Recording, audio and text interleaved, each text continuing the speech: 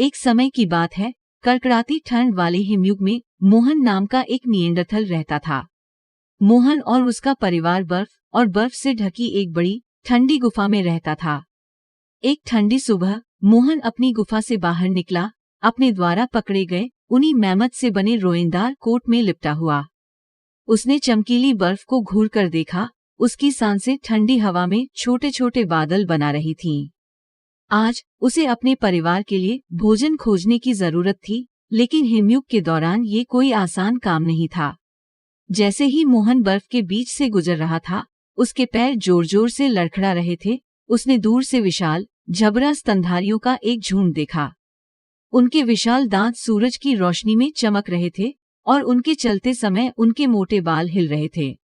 मोहन जानता था कि उसे पकड़ने से उसके परिवार का कई दिनों तक पेट भर जाएगा, लेकिन ये एक जोखिम भरा काम था। अचानक झुंड से एक विशाल जानवर अलग हो गया और मोहन ने मौका देखा। उसने एक गहरी सांस ली और जितनी तेजी से भाग सकता था भागा। उसका भाला तैयार था। विशाल ने मोहन को देखकर जोर से तुरही बजाई और हमला बोल दिया। मोहन ने चकमा दिया और गोता लगाया। उसका दिल ढोल की तरह बज रहा था। उसने तेजी से अपना भाला फेंका। विशाल लड़खड़ाकर जमीन हिलाने वाली आवाज के साथ गिर गया। मोहन सफल हो गया था। अपने पुरस्कार को वापस गुफा में खींचते हुए मोहन को उस दिन के नायक की तरह महसूस हुआ। मैमथ का मांस पकाते समय उनके परिवार ने खुशी मनाई और आग के चारों ओर नृत्य किया। उस रात उन्होंने राजाओं और रानियों की तरह दावत की। उनके पेट भरे और गर्म थे। लेकिन हिमयुग के दौरान जीवन केवल शिकार तक ही सीमित नहीं था। अगले दिन एक बड़ा बर्फीला तूफान आया।